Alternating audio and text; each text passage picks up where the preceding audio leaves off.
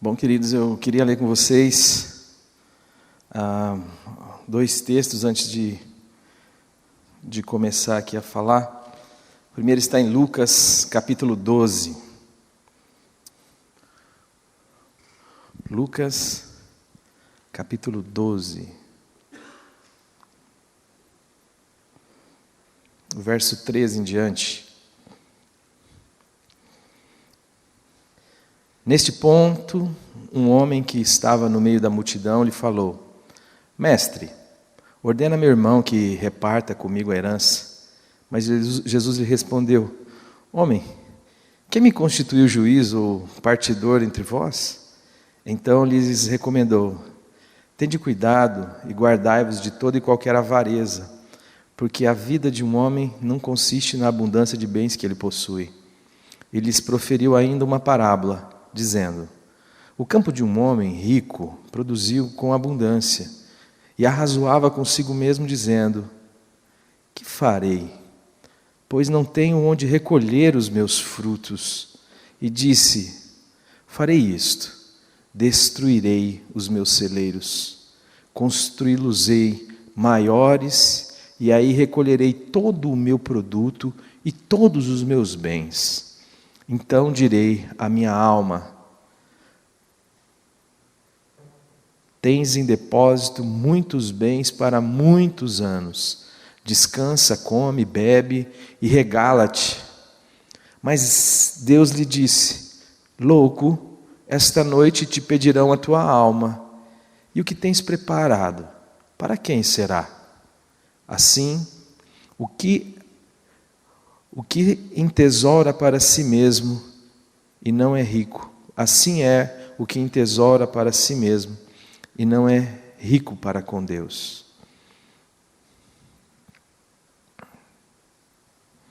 Primeira Coríntios,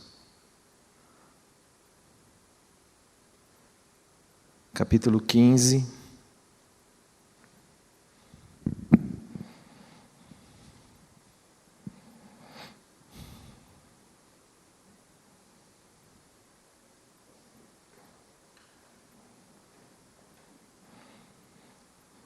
Verso 19 em diante.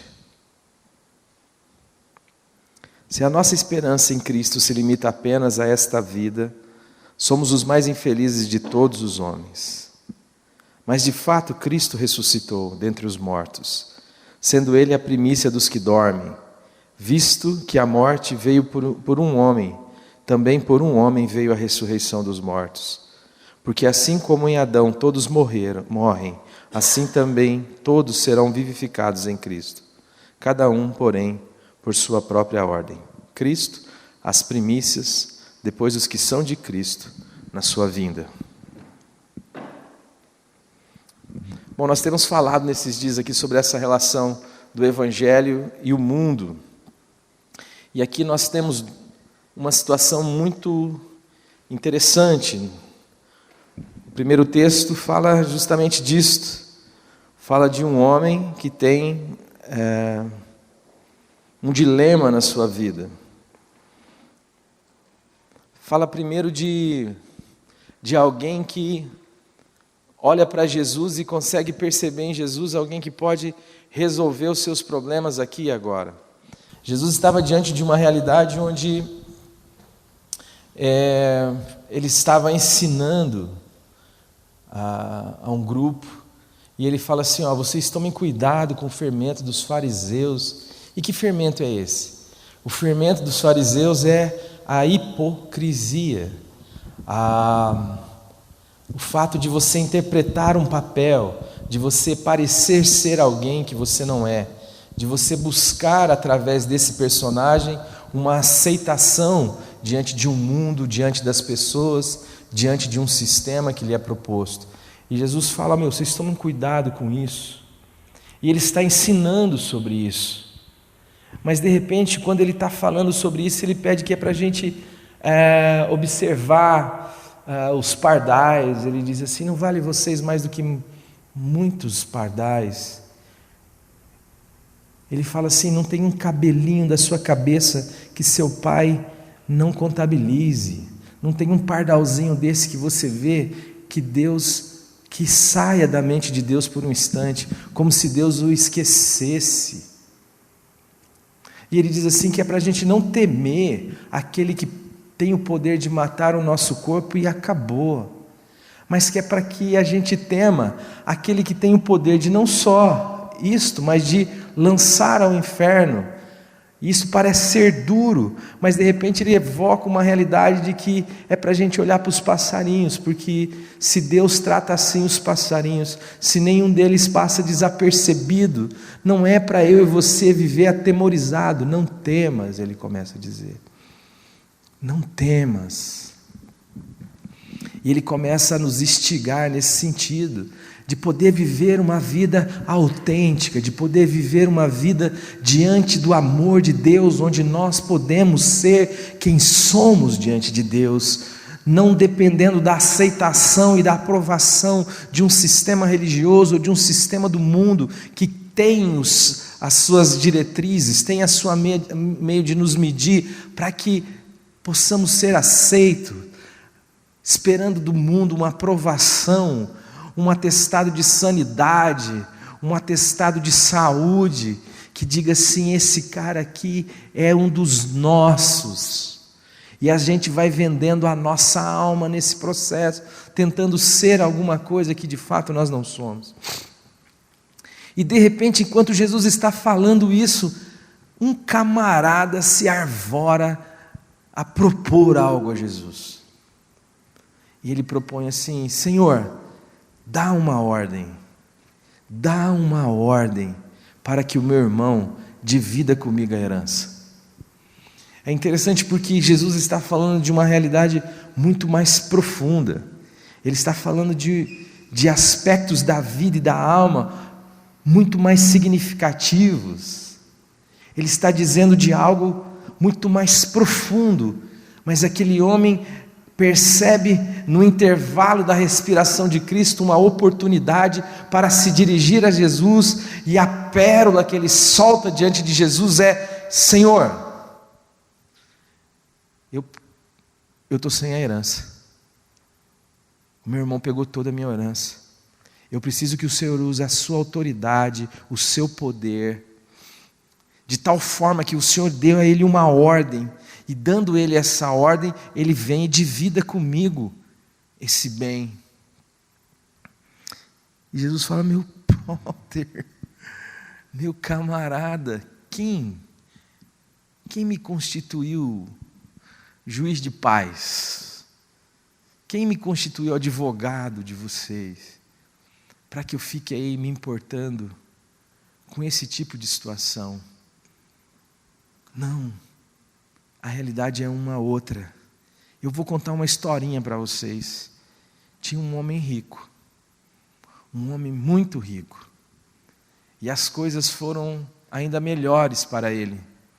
As coisas deram ainda mais certo do ponto de vista da sua produtividade. E quando ele se viu diante de tamanha fartura, ele começou a dialogar com ele mesmo. Sabe por quê? Porque ele não tem mais ninguém para dialogar. Ele só tem ele para lhe aconselhar. Ele só tem a si mesmo para poder dirigir a sua vida. Essa é a proposta do mundo para mim e para você. Seja você o seu Deus, seja você o seu Senhor, seja você aquele que diz o que é certo e o que não é certo fazer. É por isso que a minha, a sua alma, é por isso que a alma de tanta gente está rachada, porque de fato a gente não tem essa condição, a gente está esperando que de algum canto brote alguma luz que diga para nós o que nós devemos fazer. O que eu devo fazer? Mas esse homem começa a dialogar com a sua alma, porque ele está convencido de que ele é o seu conselheiro, a sua mente, a sua sabedoria, a sua forma de pensar, ele já chegou no ápice. É aquele que tem a resposta para tudo. Vê se isso também não é algo que está no meio no seu coração, ao menos como uma tentação.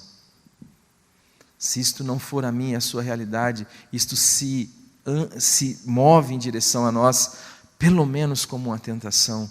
Avalie, analise, observe a circunstância, faça uma leitura da realidade, vê o que você pode fazer, vê o que você pode arrumar, vê como você pode ajeitar a situação e a circunstância, mesmo sendo dentro de um contexto favorável, e o conselho que a sua alma lhe dá é esta: destrói tudo. Ele diz assim: eu já sei, eu vou destruir todos os meus celeiros. É interessante que talvez um dia na vida dele, ele deve ter perguntado para a sua alma, quando a sua riqueza foi aumentando, e talvez a sua alma disse assim: construa celeiros. Construa celeiros. Celeiros estes dos quais ele estava diante agora, mas esses celeiros já não eram mais suficientes para guardar tudo o que ele tinha, de tal ponto que aquilo que um dia foi o conselho da sua alma, no sentido de resolver o seu problema, com o passar do tempo passou a ser sem sentido e sem significado. Não tinha mais nenhum valor. E assim é na nossa vida. Aquele sonho, aquele desejo, aquela construção, aquilo onde o seu sonho está concentrado, nesse mundo, aquilo onde você um dia quis, desejou desesperadamente, talvez seja lá o seu curso, o seu namoro, o seu emprego, ganhar grana, um dia talvez aquilo foi o seu celeiro, foi a sua ideia genial de administrar a sua vida, de administrar toda a sua realidade do momento, mas aquilo que era o tesouro, que era o suprassumo da sua sabedoria, com o passar do tempo passou a ser, diante de uma nova realidade, ainda que favorável, no caso desse homem, passou a ser digno de ser destruído. Se aquilo teve valor um dia, por que não tem mais? E pode não ter mais por dois motivos. Nesse caso específico, porque a quantidade de coisa para se guardar superava em muito os seus silos. Mas um dia talvez pode também não existir mais nada, de tal modo que vai ficar obsoleto pela falta de coisas que se tem para guardar. E isto vai apontando para a finitude das nossas construções, aquilo que nós erigimos e construímos como conselho de nós mesmos, como conselho da nossa própria sabedoria, e aquilo que a Bíblia diz: não faça isso, não se estribe no seu próprio entendimento. Sabe o que é estribo? É onde você põe o pé ali no cavalo para você não cair nem para um lado nem para o outro, sabe? Para que você não caia do cavalo. Não se estribe no seu próprio entendimento. E não faça do seu braço a sua força. Mas aquela construção estava obsoleta, e a grande ideia que o cara tem é: bom, eu preciso destruir tudo isso. Ele fala assim: eu vou construir mais celeiros, e quando eles estiverem prontos, eu vou abarrotá-los das coisas que eu tenho. Eu vou abarrotá-los das coisas que eu possuo.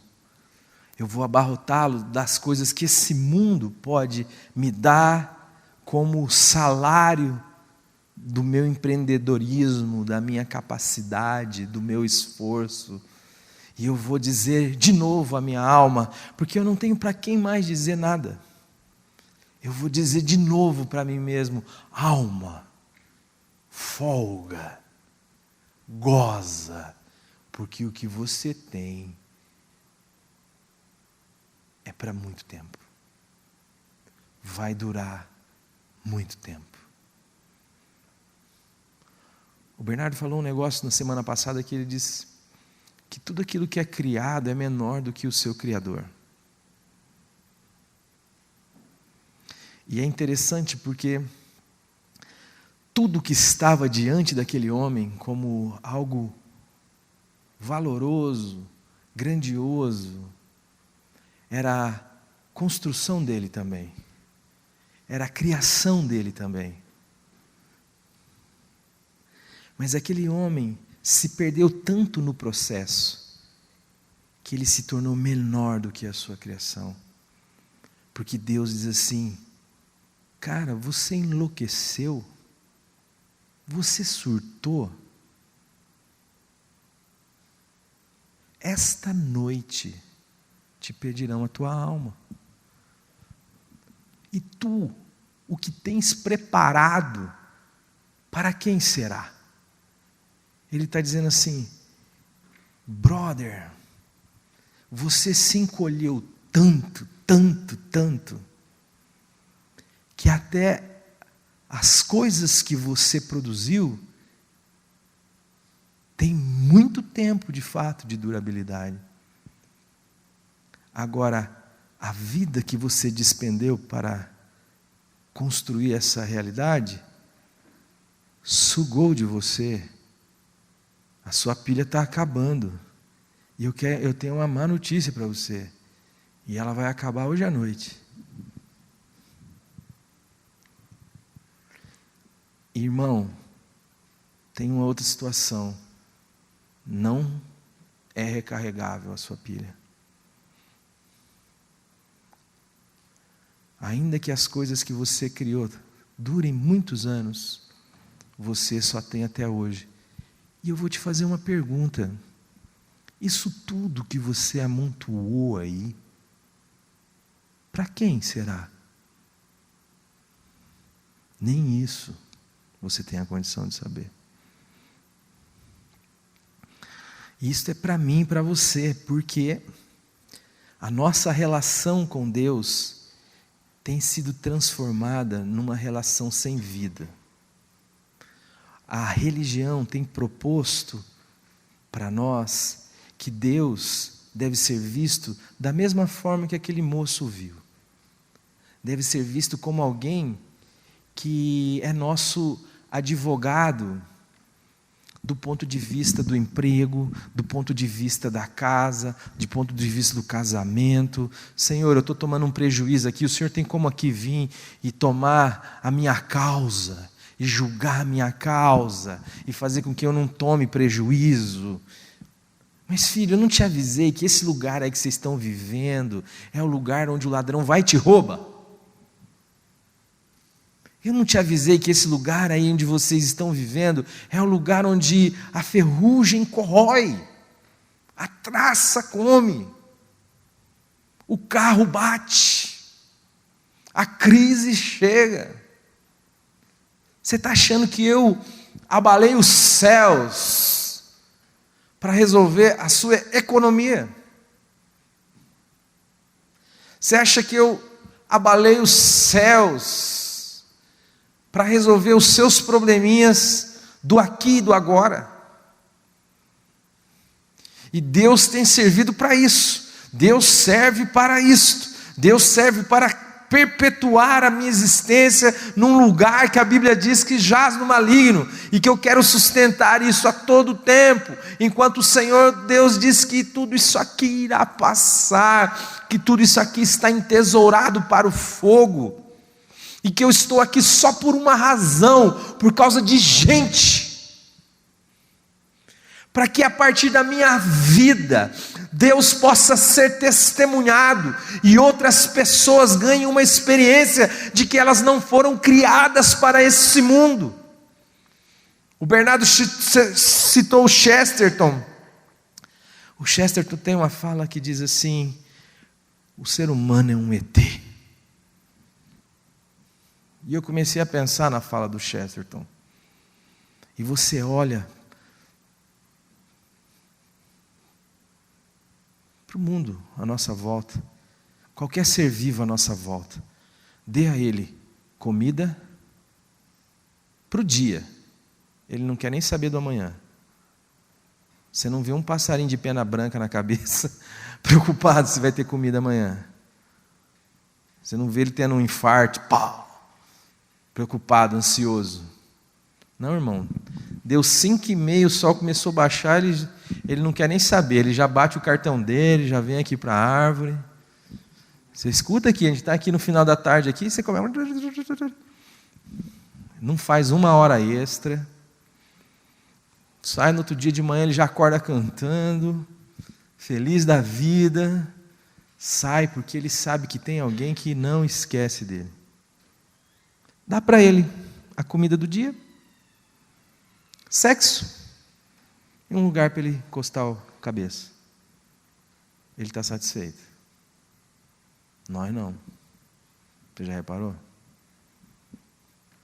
Dá para nós o mundo inteiro. Vê com que facilidade o suco gástrico da sua alma dissolve isso. Daqui a pouco você fala, mas só isso? E o estômago velho dilata assim, ó. Aí pode colocar 2 mundos dentro de você que também não vai dar certo. E o Chesterton diz assim: se nada nesse mundo consegue satisfazer o ser humano, a única condição lógica, a única conclusão lógica que eu chego é que o homem não é desse mundo. E nós estamos aqui arraigados, querendo fazer desse mundo o nosso lugar. O mundo que Deus ama é gente, não é sistema, não é coisas, é gente. Mas sabe por que a gente tem olhado tanto para isto? Sabe por que a gente tem focado as nossas energias tanto nessa realidade? Porque a gente não vislumbra mais a ressurreição. Na época de Jesus, quando Jesus entra na história, haviam muitos partidos no templo. E um deles era os saduceus. E os saduceus eram, em sua grande maioria, sacerdotes.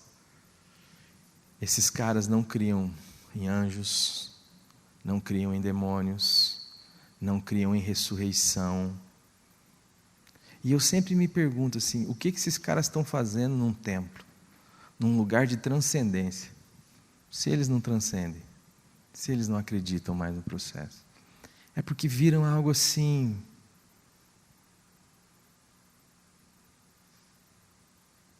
é um papel que eu tenho que interpretar. Eu preciso disso do ponto de vista social, cultural, até do ponto de vista para trazer alguma tranquilidade para a minha alma, mas eu tenho uma cabeça up to date, eu tenho uma cabeça à frente do meu tempo, eu tenho uma cabeça evoluída. Você acha que eu vou, de fato, acreditar nisso? Ou eu posso até acreditar como uma possibilidade, mas isto não é fé, isto é justamente isso, crédito. É a mesma coisa que o gerente do banco faz comigo e com você. Ele avalia lá as possibilidades de você pagar ou não, e ele então libera um crédito para você. Ele não sabe, nunca foi na sua casa, ele não te conhece, ele sabe o seu endereço porque você falou. Está lá no papel que você levou.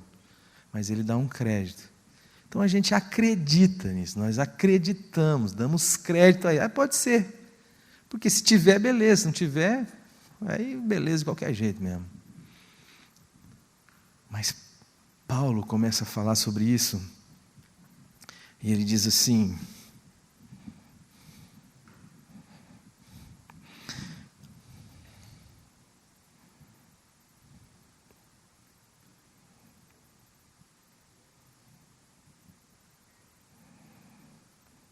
se esperamos em Cristo só para essa vida, somos os mais infelizes de todos os homens. Mas Cristo ressuscitou. Do mesmo jeito que a morte veio por um homem, a vida, a ressurreição veio por um homem. E quando isto nos é revelado, tudo à nossa volta fica relativizado. Eu sei que o que eu estou fazendo aqui é algo simplesmente passageiro. E a polaridade inverte. No texto anterior que nós tratamos, no capítulo 12 de Lucas, o cara morre e as coisas ficam. Nessa realidade da ressurreição, as coisas se vão e eu permaneço.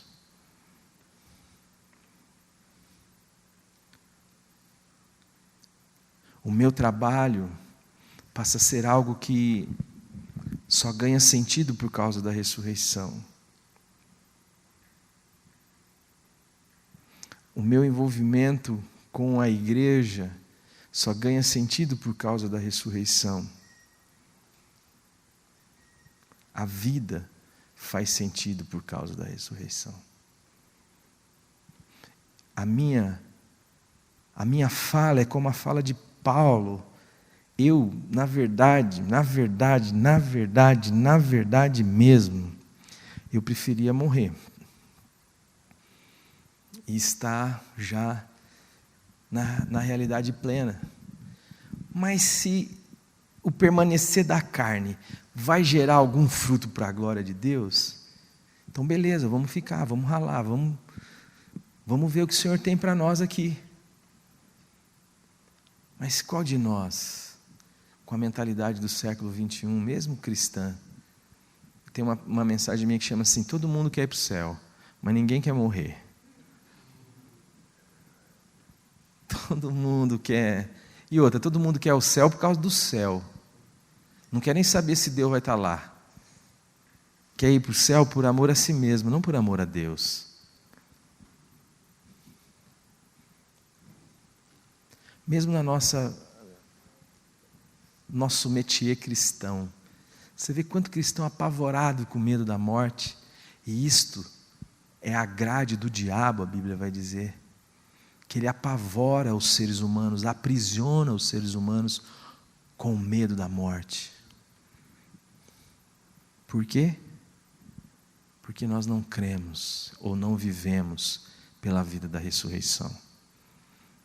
Moçada amada, vocês são aqueles que podem olhar para o mundo a partir da vida de Jesus Cristo que está em vocês e ter lucidez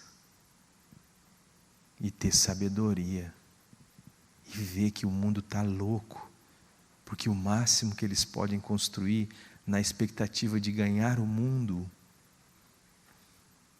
é loucura. Porque no dia que pedir a alma deles, as coisas irão ficar. Para quem? Mas eles perdem a sua alma por não darem ouvidos à vida. Perdem a sua existência. Olhe para você, pense o seguinte: você está convencido de que toda a complexidade que você representa, toda a consciência que emana de um único ser, que é você, veio para este fim?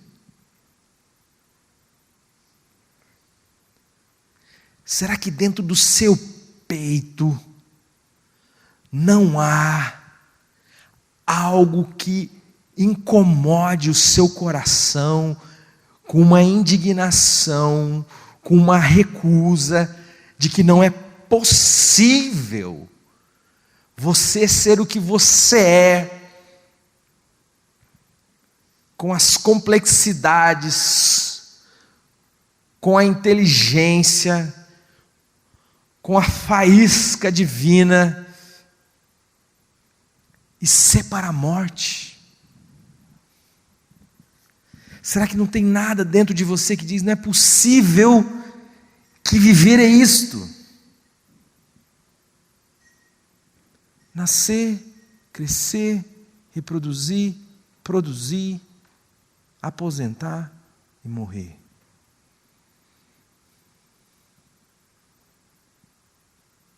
Será que a sua vida e a minha vida é para ser gasta na manutenção deste mundo? Deste sistema injusto, maligno, adoecedor, escravizador, polarizado entre ideologias que são nada mais, nada menos do que os dois lados de uma mesma moeda. De tal forma que nós enchemos as trincheiras dos nossos jovens para defender a nossa ideologia e posição. As suas vidas são gastas, muitos morrem no processo, os velhos se decepcionam. No final das suas vidas, quando veem que nada muda, que não há nada novo debaixo do sol. Tudo o que se fazia continua sendo feito. E tudo o que está sendo feito se fará. Será que é para isso que você vive? Para manter a ordem desse mundo? É para isso que você acorda todas as manhãs? Para manter o reino de Satanás perpetuado? Porque é isso que a Bíblia nos ensina. Você não precisa acreditar nisso, você não precisa acreditar na Bíblia. Só que então, faça um favor para você mesmo. Tenha coragem de arrancar a máscara de cristão. E diga assim, eu não creio nessa bobagem. Isso é um direito meu e seu. Mas se de alguma forma a luz que ilumina todo mundo, de um mundo que andava em trevas e que viu uma grande luz, brilhou em você, não é possível você achar que Jesus morreu, verteu o seu sangue para fazer de você um bom cidadão desse mundo.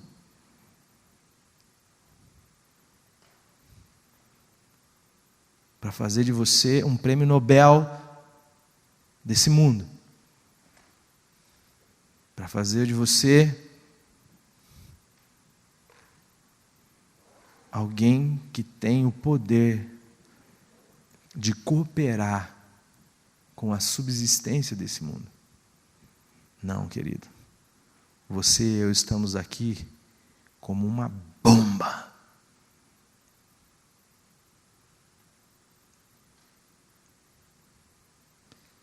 Você acha que ser subversivo é ser do PT? Os caras do PT são idiotas. Você acha que ser subversivo é ser marxista? Tudo idiota. Você acha que ser um cabra bom é ser do PSDB? Tudo idiota. Ser subversivo é deixar que através de você o reino de Deus mude essa ordem. Que a vida inunde a morte. Que a cruz inverta tudo. O último é que é primeiro. O pobre é que é rico.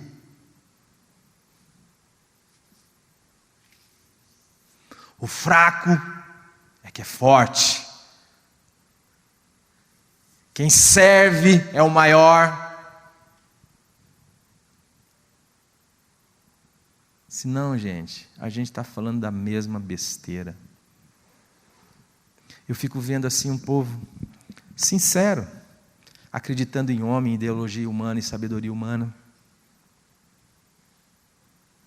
Daí o cara pensa assim: eu vou gastar minha vida defendendo uma ideologia de esquerda. Um exemplo, pode ser de esquerda ou direita, não quero nem saber, faz o que você quiser. Mas vamos pegar aqui a de esquerda.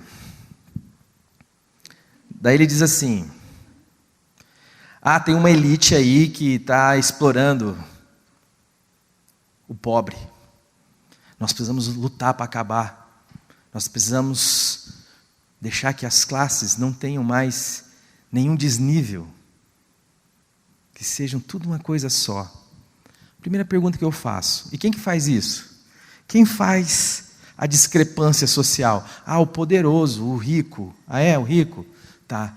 Esse cara hoje é o cara que tem o dinheiro, né? Não, é o cara que tem o dinheiro. É o cara que tem o poder? Não, é o cara que tem o poder. Tá. Mas como é que nós vamos fazer ele descer aqui embaixo para conversar com nós e dividir o que ele tem com nós? Então tá. Então nós precisamos... O cara ali, ele não vai querer. Vamos precisar formatar aí uma outra estrutura que tenha mais poder, certo? É verdade.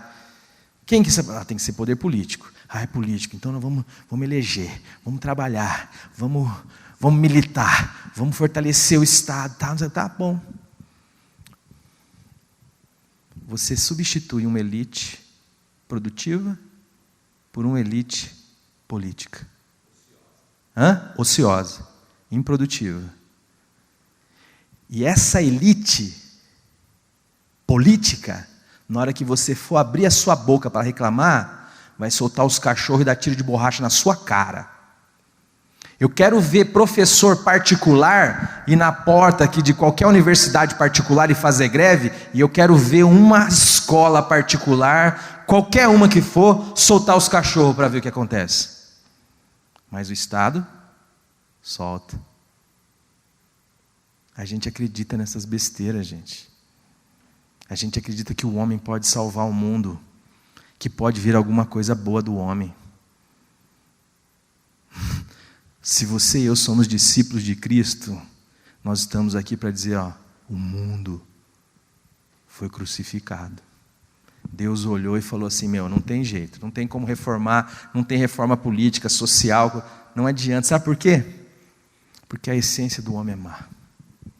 Quem chegar lá vai oprimir, vai dividir, vai escravizar.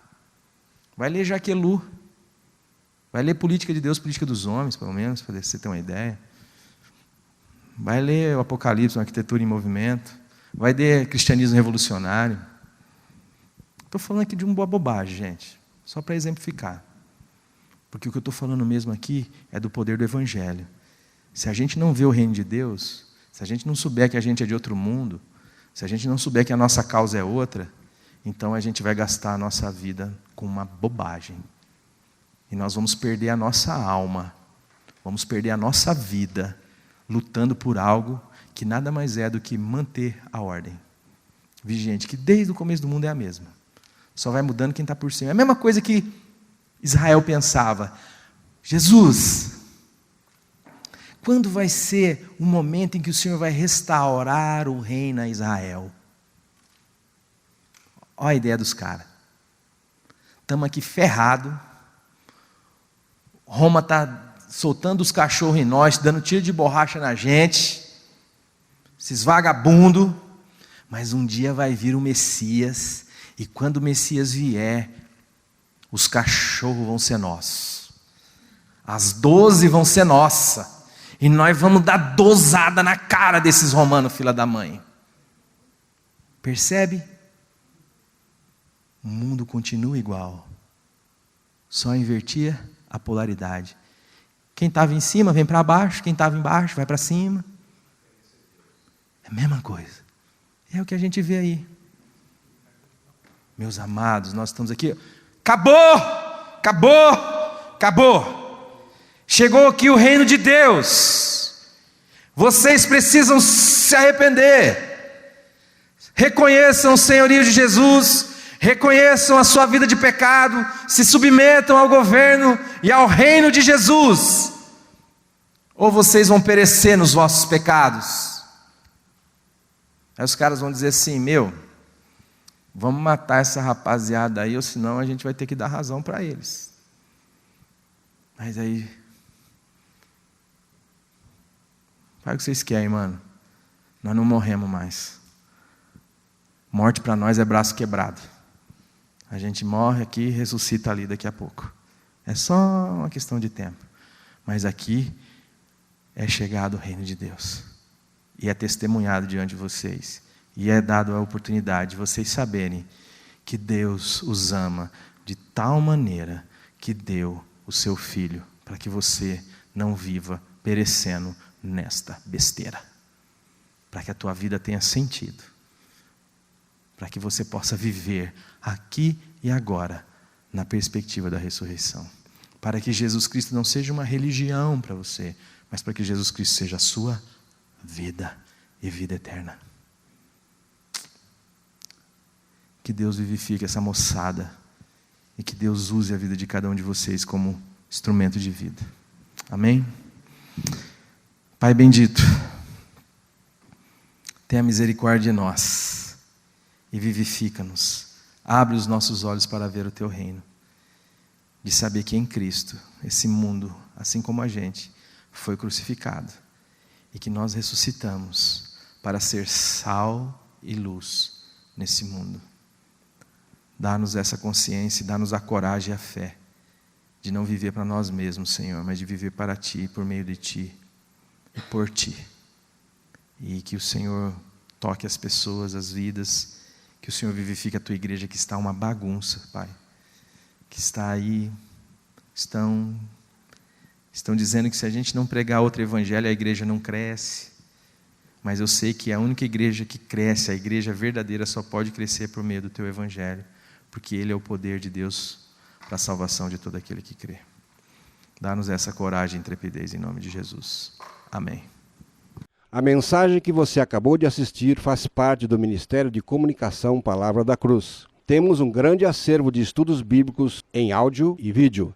Distribuímos também gratuitamente o jornal mensal Palavra da Cruz. Entre em contato conosco pelo fone 0 operadora 43 3372 8900 ou pelo e-mail livraria@piblondrina.com.br. Visite-nos pelo site www.livrariapiblondrina.com.br ou acesse www.piblondrina.com.br. Graça e paz.